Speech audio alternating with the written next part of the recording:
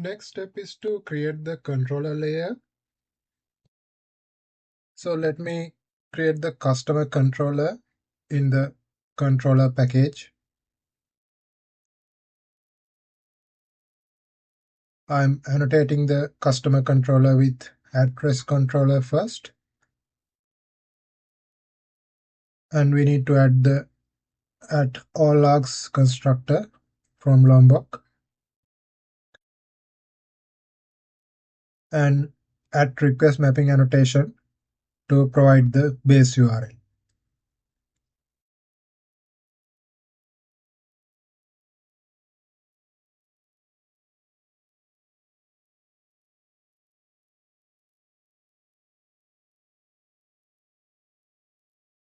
I will give this base URL for our customer controller.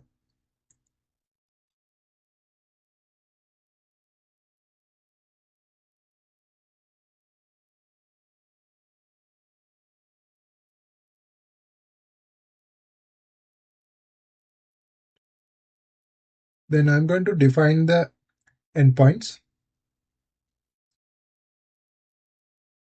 This is the create customer endpoint, and that returns a object of response entity enclosing a customer DTO object. And this method is taking a parameter of customer DTO object. Let me import the customer DTO class.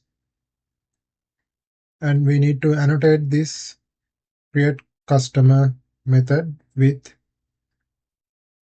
at post mapping annotation.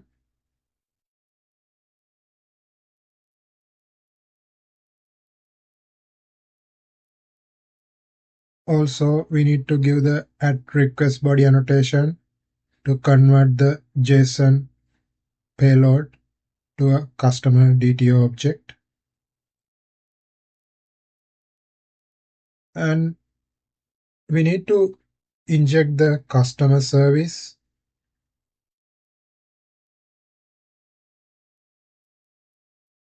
So we can use the methods from the customer service inside our create customer method. So we need to call the create customer method of the customer service by passing a customer DTO object as the argument, and it will return a customer DTO object, and we can take it into a reference variable called saved customer, and then we need to return that inside the response entity object with HTTP status created.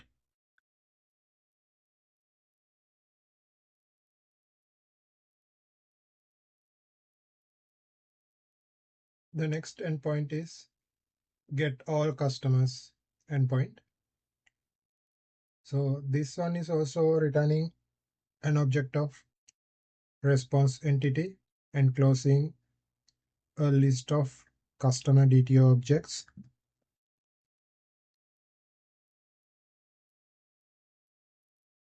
And we don't need to pass any parameters to this method.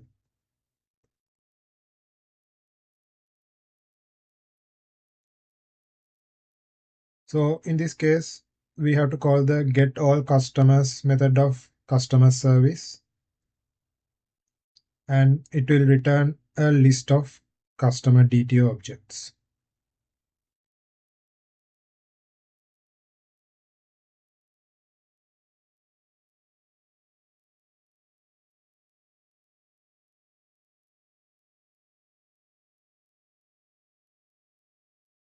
Then we can return a new response entity object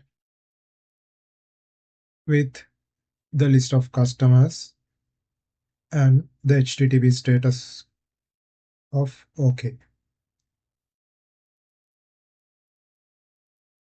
And we have to annotate this method with at get mapping annotation.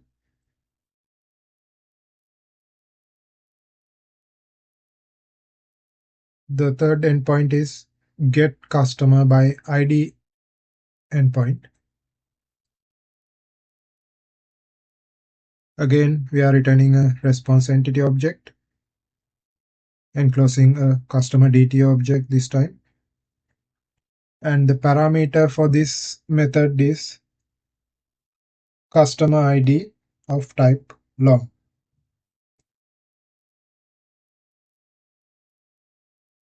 We have to annotate this method with @getMapping annotation with a path variable of ID.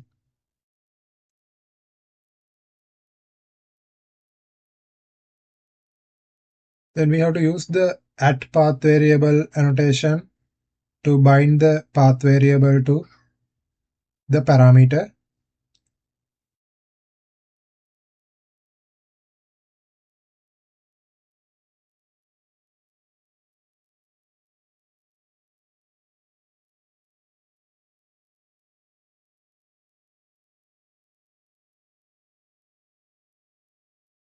Inside the get customer ID, customer by ID method, we are going to call the get customer by ID of the customer service, and we are passing the customer ID as the argument. It will return a object of customer DTO.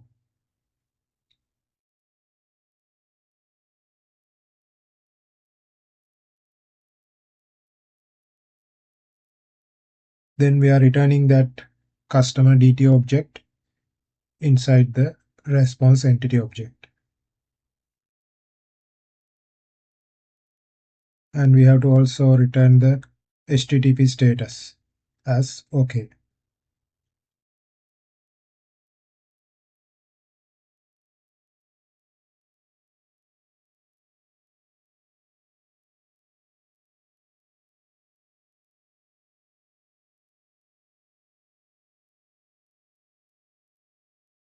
The next endpoint is update customer endpoint. The return type of the method is response entity, enclosing a customer DTO object. And there are two parameters for this method. First parameter is an object of customer DTO, and the second parameter is the customer ID of type long.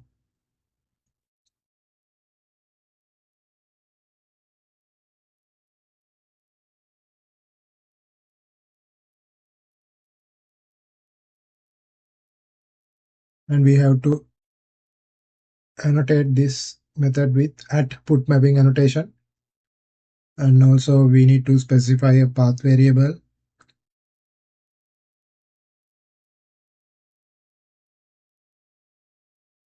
And in the parameters, we have to give the two annotations @requestBody and @path variable annotations.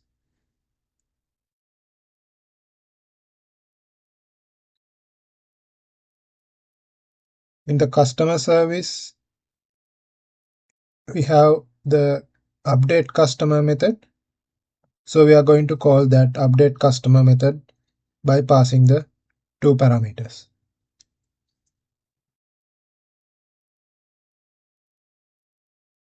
Then it will return an object of customer DTO.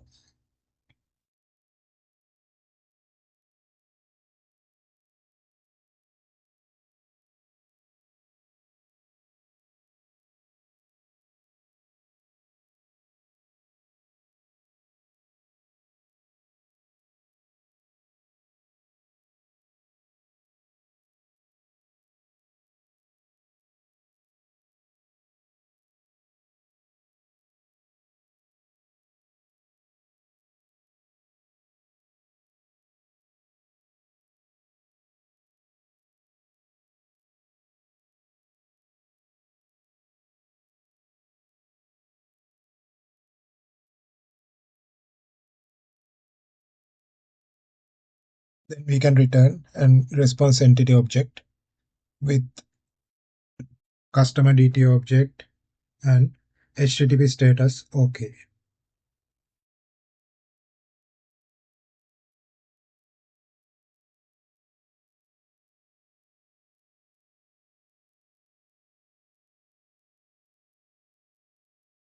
Let me rename these some of the reference variables.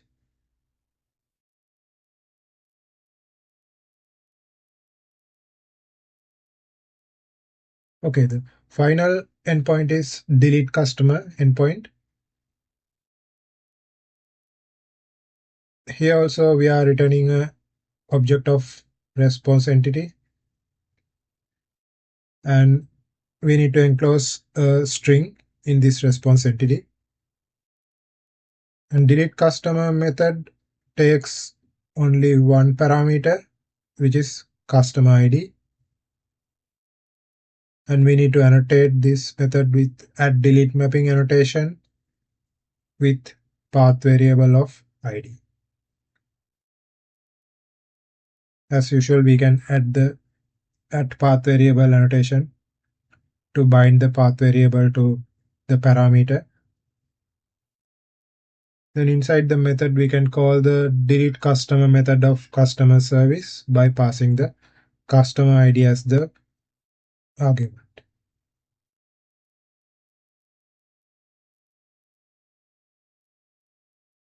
This is not returning anything, so inside the delete customer method, I am returning an object of response entity with a message indicating customer was deleted successfully.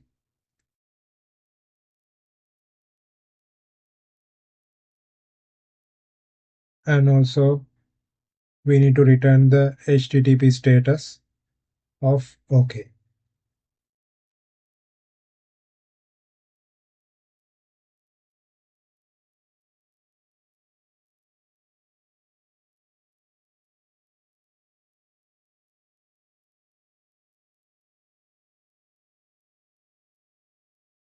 Now our controller layer is also completed.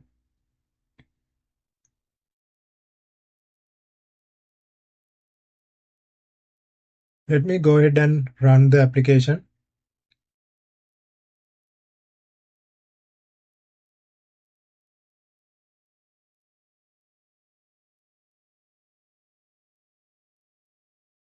So we are getting this error because of the Lombok. So we need to make some changes to the pom.xml file to prevent this error. Basically, we have to add the version of Lombok, and also we need to remove that optional true in the current Lombok dependency, and we have to add a different one here saying scope provided. So first I'm going to get the version for the Lombok.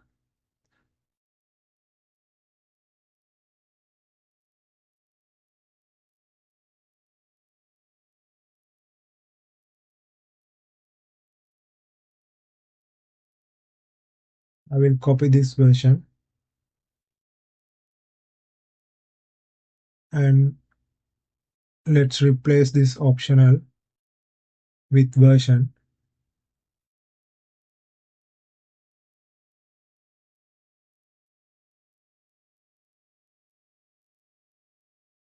Then we need to add the scope tag here with value provided.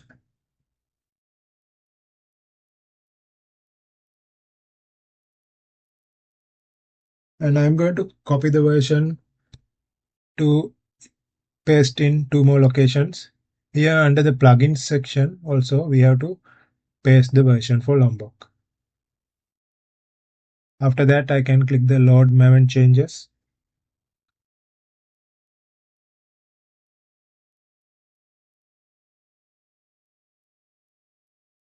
Now let's run the application again.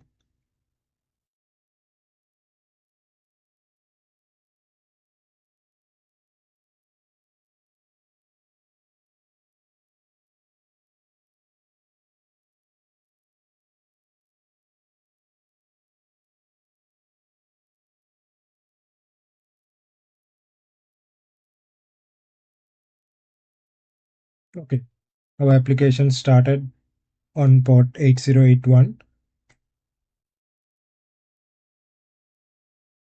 Next, we can test the endpoints.